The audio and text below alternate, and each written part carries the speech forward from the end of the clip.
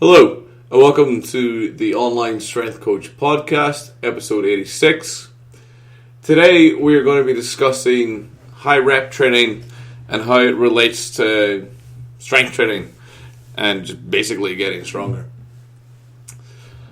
Okay, so this is basically prompted on by me having a go at a guy in the gym yesterday for discussing in his program that he'd done 10s recently, 4 sets of 10, or it was completely out of context. I just had a slam with the guy just because I fancy shitting him up a little bit. He basically said 4 sets of 10, and my response to that was, why are you doing that? Basically, because over the last, I'll just preface this quickly before I start getting into it. I was quite a large proponent of high rep training during phases of the program, so that was kind of spurred on by me looking at like kind of the Ed Cohen training, and I developed I used his competition results and the poundages that he put in his training DVD when he did a 10-week meet cycle, and the weights and the reps that he used for his workouts leading up to that particular meet and his actual competition results. I utilized that to derive percentages for his training cycle. And what I did as that went further on, this was back in the days when I was utilizing Blogger and also was working in the university full time, so I had a bit more time on my hands as regards sitting in front of spreadsheets and sitting on the MISC and looking at various things regarding lifting and lifters. I basically devised like a 5-week cycle off the back of that. It was a cycle that I utilized quite a lot with myself and my lifters, probably between like 2011 till right up about 2013. It was a successful cycle. It still will definitely work for people who use it. It definitely gets results. I'm not saying it's not going to work, because it definitely shall work, especially if you're in a kind of like an intermediate to advanced bracket. Maybe not like super strong. Maybe like not a 3 times bodyweight squatter. Maybe not 2 times bodyweight bencher, 3 times plus bodyweight squatter. And don't weigh like 4 kilos if you're like in a reasonable category, like 83, 90 kilos. Probably more 90 kilos than 83, still a bit light. If you're relatively pretty strong, or like of a good standard of lifting, then this kind of training, assuming you're natural, is going to peter out. It definitely petered out for myself and the other good level natural lifters that I train. It's something that we stopped getting a response to, and I don't know if we stopped getting a response to it because we were using it too much, or we just got dulled to it, or maybe it's just kind of like the natural progression as a lifter. However, it's something that's kind of fallen by the wayside in my training. It's something that I would have utilized a lot. So even with my sports athletes in non-competitive training phases, they would have done for rugby athletes in a pre-season, or rugby athletes who are coming back from an injury. The 5-week cycle I'll go through now was 3 sets of 10 at 75%. Week 1, week 2 was 3 sets of 8 at 78.5%. Week 3 was 4 sets of 6 at 83.5%. Week 4 was 3 sets of 4. Sorry, I got it backwards. 3 sets of 6 at 83.5%. 4 sets of 4 at 88%. And then the program finished with 3x3 at 90%. And that was the 5-week cycle. And basically, how it worked was, we started off with like one whole difficult 10 session, which basically was 3 10RMs in a row, which is very makeable. You'll be surprised what you can achieve with a bit of determination, a bit of get up and go, and a weight that you can boss around that's in the 70 to 80% range. the 8th session was difficult, but probably easier than the 10th session. The 6th session was probably the easiest session of the program.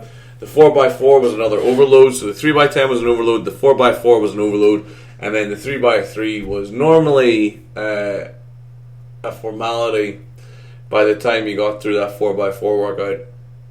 However, you'd notice like none of the workouts were easy, like you never pissed the weight. It was always a grind to get through that third set, even on the easier workouts. And that 3x3 workout felt heavy as shit.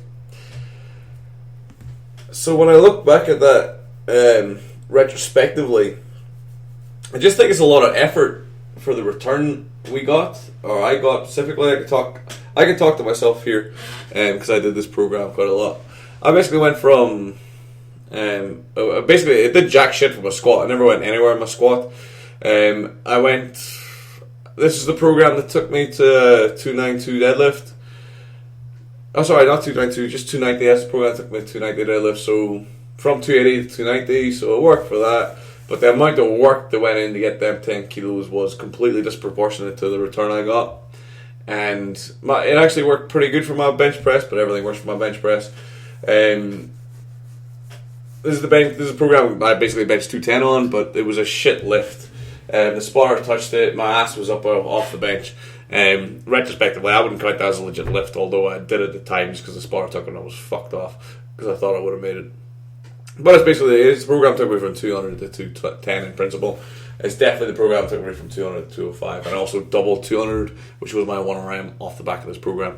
But this is after like 4 or 5 cycles of hard training. So basically, this preamble is kind of just to let you, the listener, kind of get an appreciation of where I'm coming from this discussion, what I've been through, what I've seen with people. And I'll tell you right now, this program worked fantastically well for a lot of the rugby athletes that I worked with in the first preseason I did with professional rugby athletes. It worked like outstandingly well. We hit some huge personal bests in those 3 months. But then the guys probably just not used to training weights and that kind of intensity with any kind of realistic volume. So any program that exposed them to that scenario was going to produce those results anyway. So there's nothing special with the program. So what I want to talk about, basically the business end now that we have this preamble, is basically what like sets of 10, sets of 8, what they do in relation to like a heavy force, like a maximum force production lift. Basically, if you're a power lifter, is who I'm talking to, or a strongman as well, what they do for your lift, what is the point in having them in the program?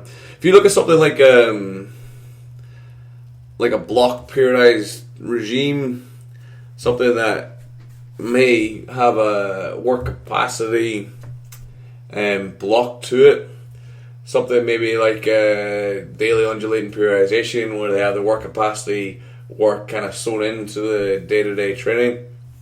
What these do, these basically build up your lift fitness. They basically allow you to, from doing like a lower intensity, higher volume approach where we induce a lot of fatigue from doing higher reps, that basically allows the lifter to recover faster from maybe sets of 5, maybe sets of 6. They build up lift specific fitness. They do have a place in the training of lifters. However, I do think it gets used a lot out of context. So if you're in context where it might be good, if you were a lifter or a power lifter who was maybe out of competition, so maybe British championships for if you're British or American championships or whatever, if you're a national level competitor, you're realistically not going to compete at international level. So that's kind of your number one meet for the year. After that meet, there's no more meets on the horizon or no more competitions on the horizon for, say, another 3 to 4 months. Maybe what you might do, you might take a little break, 2-3 weeks, kind of recharge the batteries, and then when you come back, maybe you just do some 10s for a while, maybe you do some like 10s that are based off circuits, maybe you do like a protocol that's like 12 reps, 10 reps, 8 reps, 6 reps, use different variations, maybe do box squat. We normally wouldn't do box squat, cambered bar squat, safety bar squat, trap bar deadlift. Kind of movements that you normally wouldn't do, that aren't going to really build strength necessarily within the back squats. Because if you do this kind of training with back squat, bench press and deadlift, you are not going to build strength with it. Not unless you're horrendously weak or you're not well trained. In that scenario, then you might build strength using this kind of approach. But if your technique's efficient, you're a strong lifter, it's very unlikely you're going to build top end strength utilizing this kind of approach. You'll just build an ability to recover from training a bit quicker. You'll be able to handle higher volumes perhaps, or handle higher volume loads within your training, which when utilized with better percentage ranges or better sets and rep schemes are going to actually let you get stronger. But when it comes to actually getting stronger, or within being a trainer of a lifter, what you should look at accruing a total volume over a week. You should look at doing so utilizing a technique that's representative of how you're going to lift the maximum load. You shouldn't lift, an example in like a 5-3-1 scenario. When it gets to a certain point in those sets, you're doing fuck all for yourself. You're basically just lifting with shit technique. As soon as the technique breaks down, you're not utilizing the motor units, you're not utilizing the coordination, you're not utilizing the muscles that are going to be involved in lifting a maximum load. Therefore, you're putting volume load, putting stimulus, putting stress through structures that aren't necessarily designed to take that stress. So those structures are your lower back, your psoas, adductors maybe for some people, hamstrings,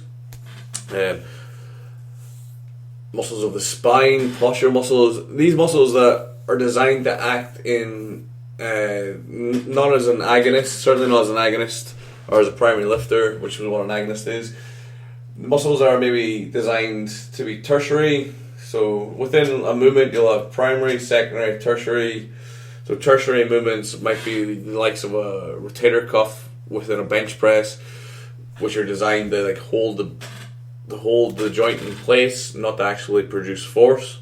Primary movers within that scenario might be the chest, shoulders, triceps. Secondary movers might be something like the lats and a bench press. And then your tertiary muscles like serratus anterior. I forgot the rest of the rotator cuffs. But rotator cuffs, small muscles that are designed to articulate maybe the humerus, articulate the humerus of the socket to guide it on its way, not to actually lift the load. They're not designed to bench press 200 kilos. When we start doing because we're utilizing the bench press now as an example, when we start doing those reps or those sets, or we start repping out, when the elbows start flaring, we start the bar starts taking a different path, we start shrugging up on the bench press, Christian Thibodeau advises you do, which is fucking stupid, because we want the shoulders down. Which I personally wouldn't take advice from a guy who took more gear than probably Ronnie Coleman and only benches 109 kilos, but that's just me. While the elbows drift up, we start putting these muscles in a place where they become primary movers or secondary movers, where they start becoming force producers, which we categorically won't do in a maximal scenario, because this is a biomechanically weaker position. If we adopt that position with a 1RM load or a maximum load, then you're fucked. You're not going to lift the weight. When we start utilizing it within training, and we start utilizing it with training on a week-to-week basis, a best case scenario is we're going to get fatigued and we're going to have to stop the program because we're fucked. Worst case scenario is we're going to snap our shit in half.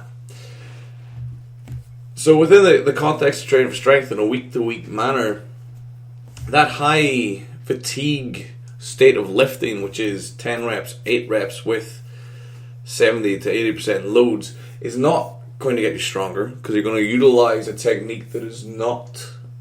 So the AMRAPs and that shit, they have a use in some training methodologies, some training. So for hypertrophy or for intermediate level athletes, it can be effective. However, for the more technically proficient, the better standard of lifter, these are just basically going to fatigue you and snap your shit. And for the intermediate athlete, they're not really a good way of training. A better way of training is with higher frequency, volume spread throughout the week, and some kind of undulating periodized routine that has weeks of high volume, weeks of low volume, weeks of high intensity, weeks of low intensity, that are set in a systematic manner, but not in an A to B manner. So over the course of like 30 weeks, you're not doing some step routine, which is basically getting heavier every week for 30 weeks. There's undulation in that. It doesn't have to be daily undulations, weekly undulations, monthly undulation. There's up weeks, down weeks, and it's not done in a completely systematic manner. There's systematic trends, so the trend is systematic, but the week-to-week training doesn't necessarily have to be a systematic thing. And we utilize variation, and we always utilize good technique. That's the thing that I think I want to stress at the end of this podcast now that we're getting there. Technique. The technique that you utilize to lift the maximum load. So when you take that 220, 260, 320, 380, 400, 450, whatever you're lifting at a maximum level, however you're going to address that. So an example, if you checked Ali's squat testing session, you'll see that his technique on 330 was real nice. You'll see his technique on 340 wasn't so nice. But if you check his lift from like 2 years ago, his technique was fucking terrible. And now it's not bad now.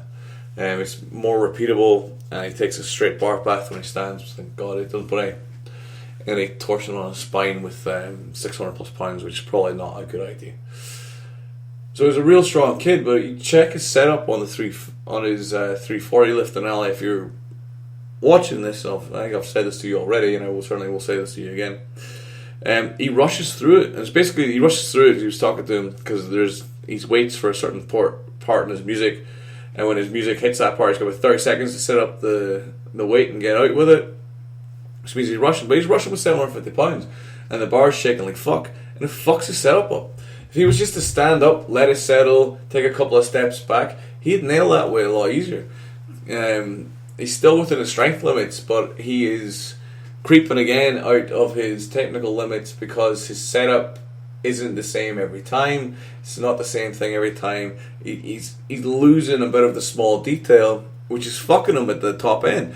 And that's what happens with when you do these things. Like we do 10s, we do 8s, we lift under fatigue, we do AMRAPs. We lose the small detail of the lift. And it's the small detail of the lift that is going to transfer over to those maximum weights. And it's a maximum strength sport, ladies and gentlemen. So if you're doing something that doesn't transfer over to the maximum weight, then why the fuck are you doing it? Thank you very much for listening. Hope you've enjoyed it. Any questions, comments, please leave them below. Subscribe on iTunes if you can find this. Any questions, comments, please leave them in the comments section, or shoot me an email at speedperformance@gmail.com. Any inquiries, the same email address, please. Thank you very much for listening. Hopefully I'll be back with you, hopefully this week, potentially not, maybe next week. Thank you very much for listening. I'll leave you with some more tools.